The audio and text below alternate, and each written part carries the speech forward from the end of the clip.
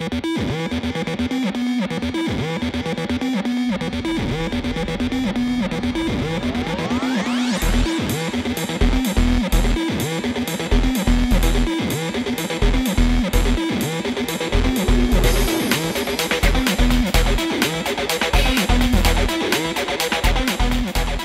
really at the starting point of the growth in augmented reality. So in a sense, many of the people here visiting, and also indeed the exhibitors, are really charting new territory. They're trying to identify where are the opportunities. So for many of the exhibitors here, it's their first chance to interact and to show their technology to a public, and that's what makes it so exciting. Today we're here demonstrating a number of world's firsts. So we specialise in interactive experiences for the likes of sports and entertainment and brands. Today we have with us the world's first gesture-controlled hologram, which you might see a little bit later on. We have some interactive glass solutions that allow you to do product displays in a really innovative way. Some augmented reality experiences using see-through wearable devices, and some virtual reality. So we're kind of across the board for everything from AR to VR. I think this time last year when we attended the conference there was a lot of talk about wearables and Google Glass, and I think it was a little bit too early, but we still have a very strong view that it's moving in that direction. The technology is not quite there yet, but it's come on in leaps and bounds. This time last year we had a very ambitious project to deliver for a client, which I can't talk about today, but it's a global brand in the motorsport space. And we were looking for technology to be able to deliver that solution. And today we're here demonstrating the technology that we found in the last 12 months.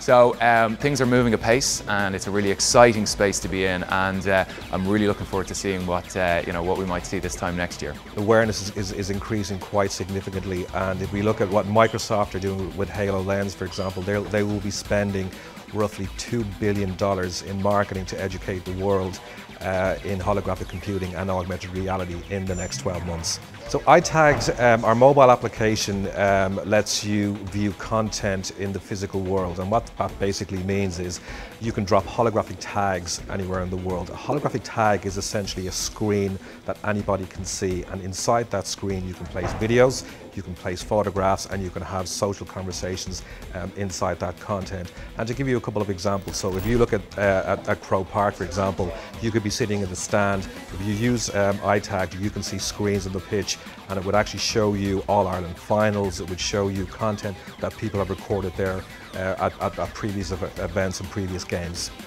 This is a training and instruction applications for maintenance and repair that we have made. And what it does, it shows you all the components on the fuel pump, what is what, and you can walk around actually and see what it is.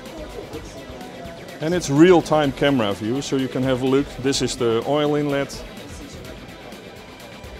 this is the fuel inlet, and these are all the controls. So it's a new way, it's an interactive training manual. And the most exciting thing is actually when you look at the engine, you can't see what is happening inside the engine.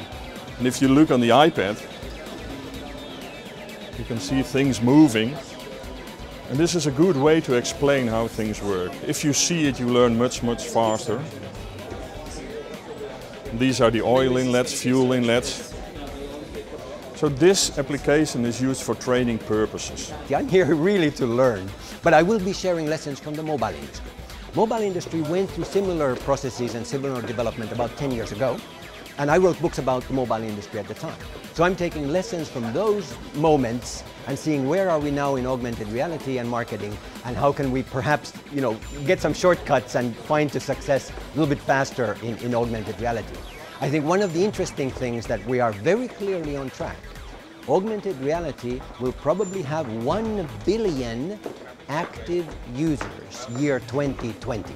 Newspapers on the planet have a total combined circulation of 420 million. Augmented reality will have twice the audience of newspapers today. So at DAORI we have this vision that in the future you'll be able to look around you at everyday objects, cities, environments, tools, in the workplace, in schools, and at home, in entertainment settings, really all around us.